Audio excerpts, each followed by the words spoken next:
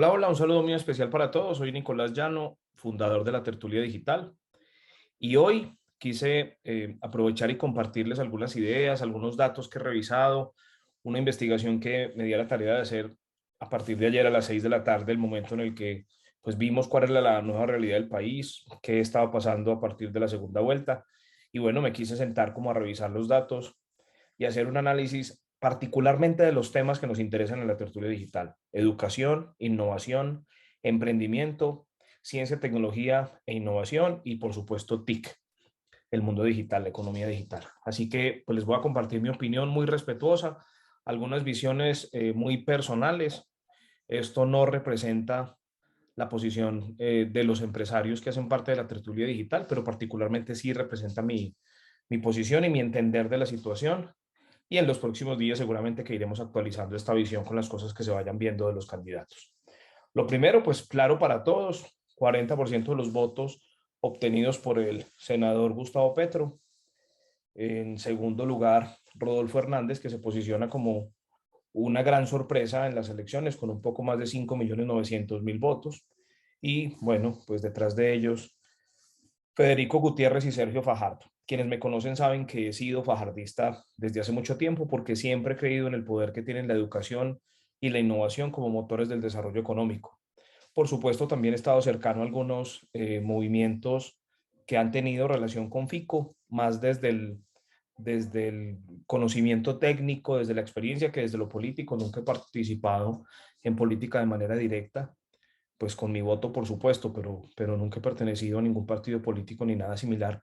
Y por eso, pues hoy me atreví a hacer un análisis que espero que para ustedes sea tan útil como lo ha sido para mí. Lo primero que quiero mostrarles es las cifras con las cuales terminaron su gestión los alcaldes de Bucaramanga, Rodolfo Hernández, y de Bogotá, Gustavo Petro.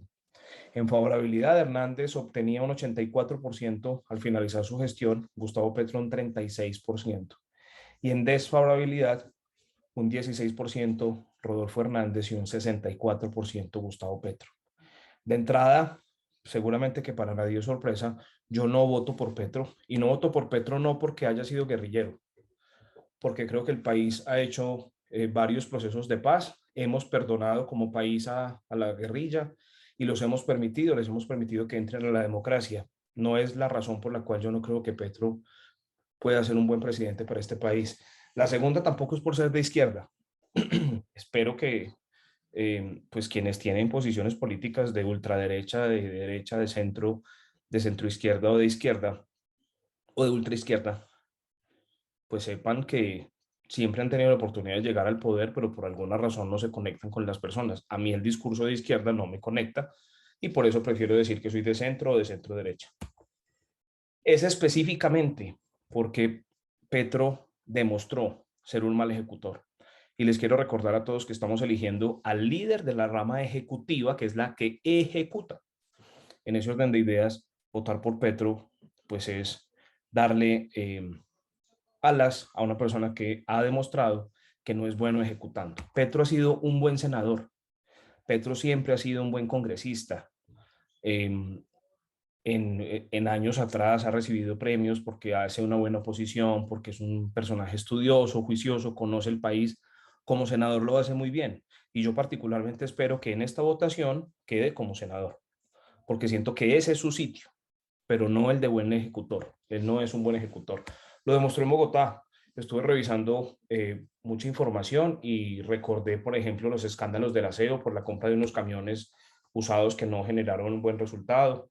Bogotá estuvo varios días, me tocó vivirlo porque vivía en Bogotá en esa época, con las basuras hasta el cuello, los problemas con el plan de ordenamiento territorial, los problemas y las promesas incumplidas en educación, en salud, en vivienda, y pues la promesa incumplida de varios alcaldes del metro. En tiempos de Petro no se tuvo mayor avance con el tema del metro y simplemente se concentró todo en una discusión política que no terminó de manera positiva para la ciudad. Hoy la ciudad sigue esperando el metro, ya por lo menos se ve movimiento de tierra, que eso ya es un avance, pero sabemos que no es suficiente, entre muchos otros temas. Voy a dejar ese tema ahí y me voy a concentrar en algo que para mí ha sido una sorpresa. Debo reconocer que hasta ahora, para mí, Rodolfo Gutiérrez era una completa incógnita. Nunca lo consideré como una opción en estas elecciones. debo reconocerlo, porque me dejé llevar probablemente por la prensa que decía que no solamente estaba viejo, sino que además estaba loco, y por sus contradictores que además dicen que es populista. Como yo no me quedo con lo que me dicen, sino que prefiero estudiar, pues desde anoche, y reconozco que fue desde anoche porque en ninguna de las encuestas, digamos que consideraba el escenario que finalmente terminó quedando, pues me puse en la tarea de entender quién es Rodolfo Hernández y por qué deberíamos considerar su propuesta como una propuesta importante e interesante para el país. Pues primero, puntos en común, es ingeniero como yo, eso me conecta, me gusta mucho ver un ingeniero presidente. Los ingenieros hacemos cosas, esa es la tarea de la ingeniería, desarrollar, resolver problemas, desarrollar proyectos, ejecutar proyectos y lograr resultados e impactos, pues de los buenos ingenieros, por supuesto. Es empresario también como yo, y eso me parece importante destacarlo porque los empresarios y los ingenieros son ejecutores. Si no fueran ejecutores, pues no podrían ser empresarios. Para mí eso es muy importante en un líder de la rama ejecutiva. Además viene una de las regiones, Bucaramanga y toda su área metropolitana, incluyendo Pedecuesta, pues son una de las regiones más importantes del país como ciudad, y creo que eh, Rodolfo Hernández, cuando fue alcalde, demostró que se podían hacer las cosas de manera diferente. Algunas metas las logró, otras no las pudo lograr porque tuvo una investigación por participar en política siendo alcalde, tema que pues entiendo que todavía no se ha resuelto. Algunos temas que dicen que tienen que ver con corrupción, pero hasta ahora pues yo no he encontrado una noticia donde diga que lo han condenado por corrupto. Yo no me atrevo a opinar de eso porque no es mi tema. Y hay otro punto en común, y es que nació el 26 de marzo, uno de los días más importantes de mi vida, nació mi primer hijo. Me di a la tarea de entender su plan de gobierno. Esta mañana alguien que sabe que me gusta mucho leer estas cosas me compartió ese documento y me lo leí. El plan de gobierno de entrada no es folclórico, como la gente dice, no es un documento lleno de propuestas populistas y desestructurado, al contrario, es un documento que me gustó mucho porque tiene un estilo de escritura, una forma, una facilidad para leer, para ser leído muy, muy potente, me gustó mucho. El plan se llama La Hora de Colombia, donde nadie roba, la plata alcanza. De entrada hace una propuesta bastante retadora y se mueve alrededor de tres principios básicos, de cuatro principios básicos que son no robar, no mentir, no traicionar y cero impunidad. Eso me parece que es importante verlo porque son las bases y los pilares de su propuesta. Hace una invitación a opinar sobre su plan. Yo pues estoy haciendo un análisis desinteresado desde los temas que me gustan y que conozco, porque esos son los temas con los que trabajo, y pide abiertamente que le hagan propuestas, pues yo voy a hacer algunas recomendaciones y algunos comentarios sobre lo que él plantea. Lo primero, plantea un preámbulo como un nuevo contrato social en Colombia, unos capítulos. El primero de ellos se llama Colombia como un Estado social de derecho. En ese capítulo me detendré específicamente en el tema de educación. En el segundo capítulo habla de una Colombia a la altura del siglo XXI, y ahí voy a detenerme específicamente en el capítulo o subcapítulo de generación de empleo y emprendimiento.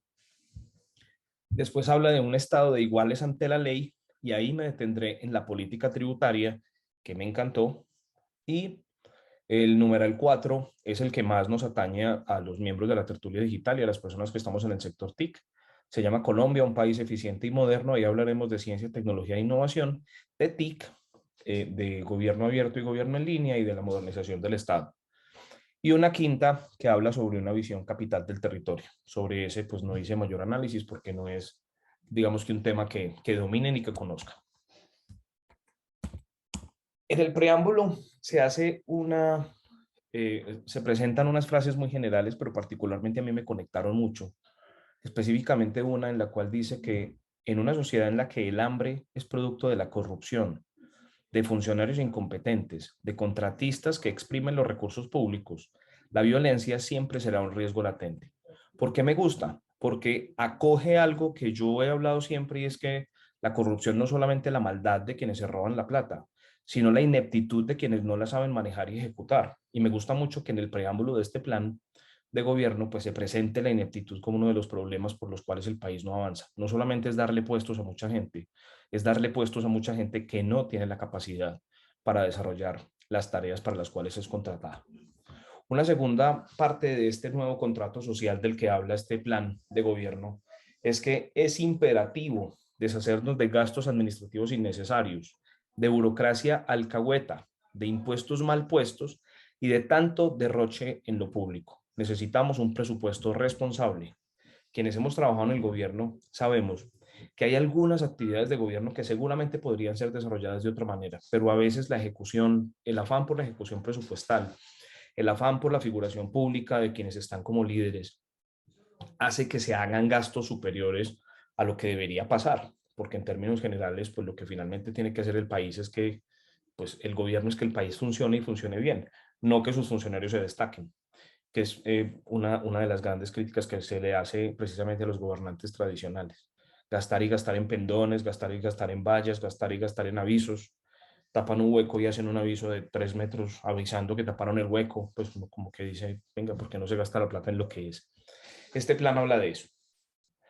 Voy a empezar a profundizar ahora sobre los temas que más me llamaron la atención en cada uno de los componentes. En el de educación, me gustó muchísimo leer que el candidato le propone a los profesores que sean gestores del futuro de toda la comunidad y la sociedad, con salarios justos y condiciones de vida dignas, pero siendo apasionados por su trabajo. Es decir, no caer en la alcahuetería de pagar y pagar y pagar a unos profesores que a veces no quieren trabajar, sino precisamente premiar y favorecer a los que sí quieren hacerlo. Habla de más calidad en la educación y particularmente se concentra en lo rural. Me gustó mucho eso. Dice que quiere dejar de medir la calidad de los docentes con títulos y diplomas y prefiere medir de otra manera su impacto. Habla de docentes, ojo a esto que me pareció muy poderoso como concepto, con autoridad pedagógica, pensamiento crítico y solidario. Quiere impulsar la educación media vocacional orientada a lo que necesita el país.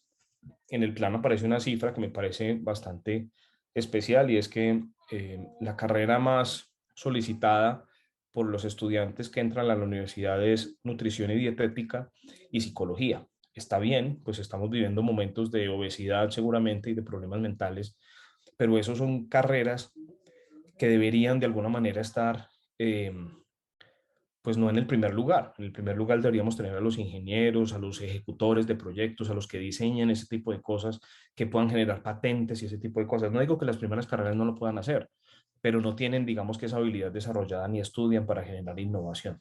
Yo creo que ahí vale la pena hacer una reflexión.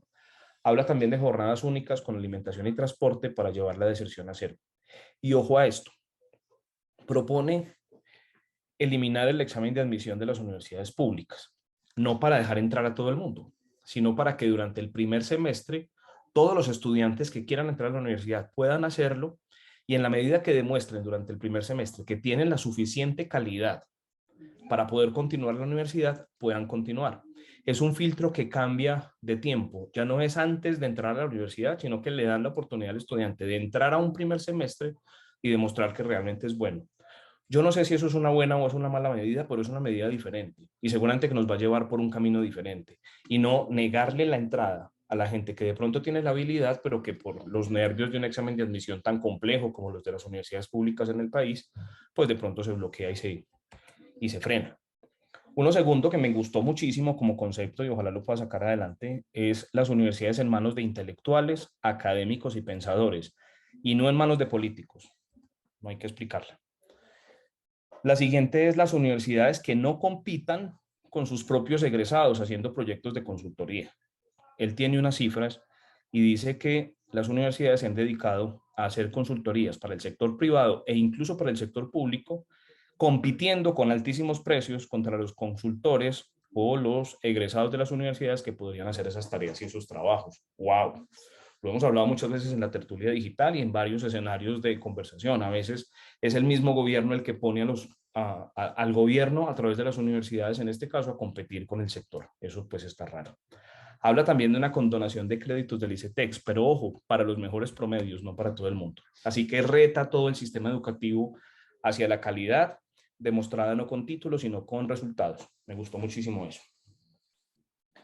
Voy a hablarles ahora de generación de empleo y emprendimiento. Aquí se hace una propuesta muy general, pues digamos que el nivel de profundidad no es, todavía no es muy desarrollado, seguramente que hay que acompañar estas próximas 3 semanas para mirar qué hay ahí detrás.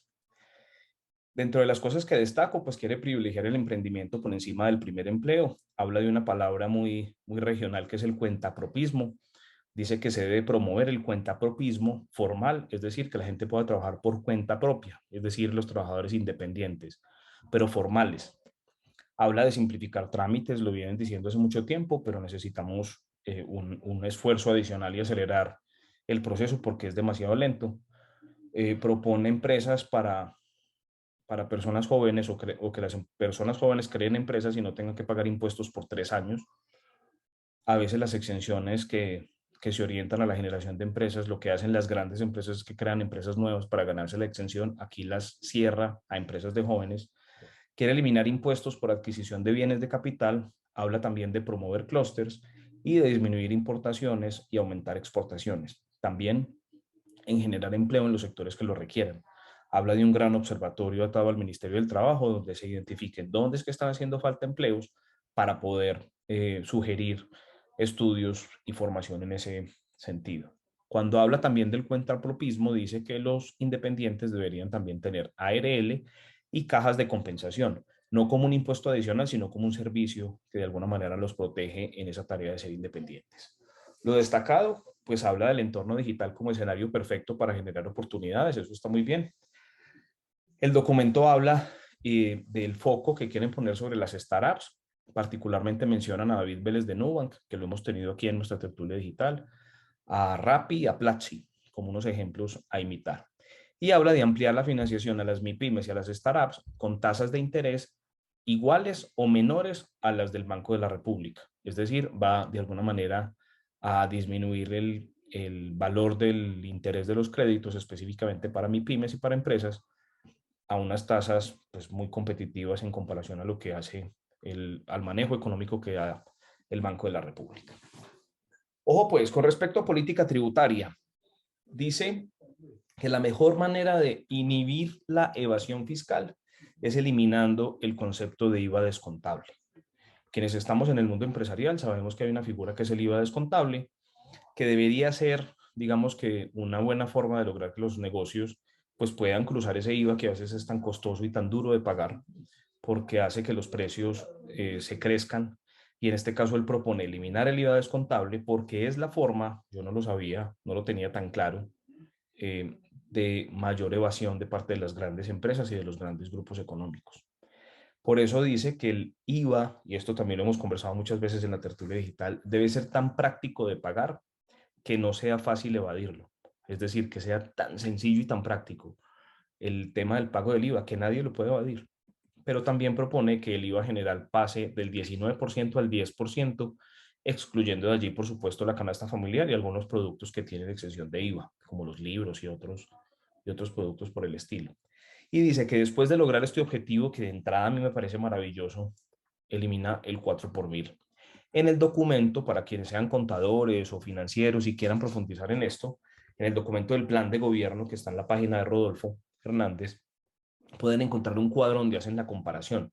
Y lo que dice es que una empresa, para una empresa sería mucho más conveniente el tema de la tarifa del 10%, pero para el país sería muchísimo más conveniente porque disminuye la evasión. Ahí está el cuadrito, se los dejo para que lo revisen si de pronto alguien quiere profundizar sobre ello. Sobre ciencia, tecnología e innovación. Lo bueno, pues propone incentivos a la creatividad para aumentar el número de patentes y los modelos de utilidad. Busca favorecer inversiones en ciencia, tecnología e innovación en universidades privadas y especialmente en las públicas. Quiere promover ecosistemas de emprendimiento y aquí es la única mención que el documento le hace a Impulsa. Quiere permitir el uso del ahorro pensional para emprendedores mayores después de demostrar la viabilidad de esta política. Países como Chile y Estados Unidos ya lo han permitido y quiere revisar los resultados a ver si se puede aplicar, es decir, que uno pueda coger parte de la pensión que tiene ahorrada para emprender, entendiendo que las personas de cierta edad en adelante pues ya no les prestan, nadie invierte en ellas, pero necesitan también trabajar. Habla de créditos condonables por resultados, esta figura no es nueva, pero la quiere revivir y potenciar. Habla también de permitir el crowdfunding como fuente de financiación de pymes, startups y emprendimientos. Lo destacado, la orientación de la política pública. Ojo a esta frase, de nada vale la ciencia, tecnología e innovación si no beneficia a los colombianos que no tienen comida. Él va a promover la innovación, la ciencia y tecnología al servicio de los problemas de los colombianos. Y eso me parece que es muy importante porque es empezar a pensar como país en lo que tenemos que resolver nosotros y no solamente pensar en lo que puede ser un buen negocio o una buena oportunidad para salir al mercado internacional. Eso también es importante, pero va a poner por delante a los problemas de los colombianos, principalmente el problema del hambre. También habla de la orientación de la innovación hacia empresas tipo unicornio. Ahí es donde habla de Rappi y de Platzi como ejemplo. Habla, esta me encantó, de más agilidad y menos burocracia para acceder a las regalías de las regiones, eliminando o quitando del medio a los políticos que a través de la intermediación atrasan la estructuración y generan sobrecostos por comisiones. Muy bien. En términos de TIC, lo bueno, pues habla del control social que la ciudadanía le puede hacer al gobierno a través de la tecnología. Va a acabar con el atraso tecnológico de las entidades públicas para disminuir el ocultamiento de información, va a preparar gente para la economía digital y va a promover un avance importante en las redes 5G para poder llegar con un Internet móvil de mayor calidad. Lo destacado, quiere que por lo menos cada hogar en Colombia tenga un dispositivo conectado a Internet. Es una frase muy escueta, no dice mayor información sobre eso, pero creo que es un reto interesante que los expertos tendremos que salir a revisar y a definir cómo se podría hacer. También habla de potenciar la industria digital, no solamente la programación, sino también que habla del marketing digital, los videojuegos, el dibujo gráfico, el cine 3D, entre otras cosas. Mi recomendación para este componente del plan: hay que medir la penetración de Internet por hogares y no por personas. Cuando caemos a la medición de la penetración de Internet por personas, pues estamos generando una cifra que no es la cifra correcta. Es mucho más efectivo medirla por hogares y poder diferenciar la situación de cada uno de los municipios del país. La información del Ministerio TIC lo permite, y también diferenciar bien cómo está la penetración urbana y rural, que hoy es tan difícil saber esa relación porque las cifras no están del todo disponibles, sino es a través de una encuesta del DANE, que no es un censo, es una muestra. Con respecto a los temas de gobierno abierto, gobierno digital y participación, habla de toda la información a la vista y disponible, que eso es un sueño que siempre se ha tenido, pero siempre hay fuerzas que hacen que eso no pase. Habla de cero impunidad con el corrupto, habla de conferencias de prensa matutinas cada semana para que los funcionarios del gobierno expongan los resultados. Me encantó esto porque yo también lo he hablado en algunos procesos, y es que se van a tener auditorías internacionales a los contratos de grandes cuantías. Esto creo que es importante porque ya vimos que en Colombia los entes de control, por lo menos como vienen hasta el momento, pues son manipulados por la forma en la que se eligen, y creo que de esta manera pues se puede complementar ese esfuerzo con firmas internacionales que nos ayuden a hacer seguimiento. Y habla de algo que espero no se salga de control, porque es una idea que me parece interesante, pero hay que revisarle los alcances: el pago de recompensas a veedurías ciudadanas hasta con un 20%. O sea, si usted es un veedor ciudadano y encuentra por dónde se está dando un desfalco, pues usted tiene la posibilidad de acceder a una recompensa. Unos anuncios iniciales que hace en algunas entrevistas y algunos videos que están rodando por internet. Primero, quiere hacer una posesión austera, no se quiere posesionar en la Casa de Nariño o en la Plaza de Bolívar de Bogotá o en la Plaza de Armas de la Casa de Nariño como se hace tradicionalmente, sino que quiere una posesión austera en el municipio más pobre del país, sin caviar, sin whisky, y eso de entrada es una diferencia creo que importante y trascendental. Y dice que los 2.000 millones de pesos que se gastan en el día de la posesión, prefiere gastárselos en ese municipio que necesite todo ese esfuerzo. También habla de un mandato desde el primer día de su gobierno, y es que a quienes nombre como ministros les va a dar la instrucción de disminuir en un 30% el gasto de cada una de las entidades, principalmente en personal que no esté generando valor y en gastos que digamos que se puedan eliminar rápidamente.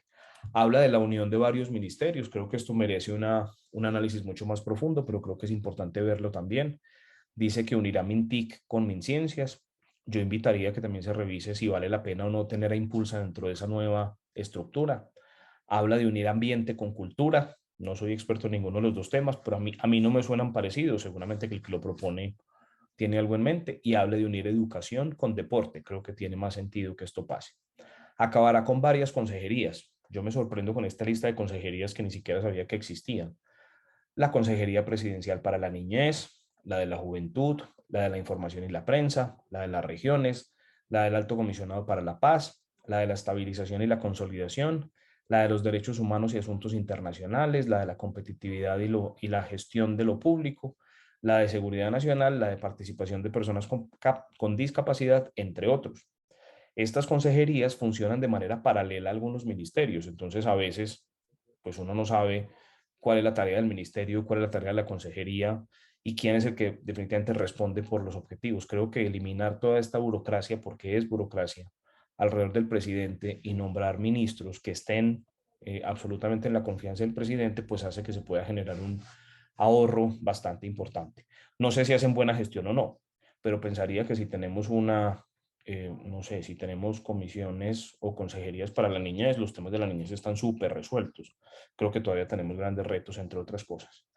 Habla de vender los aviones presidenciales, de subastar las camionetas blindadas que no se necesiten, de recortar los gastos y los hospedajes en la casa de huéspedes de Cartagena y en Grande. Pues interesante, debe ser que es que esos gastos son bastante altos.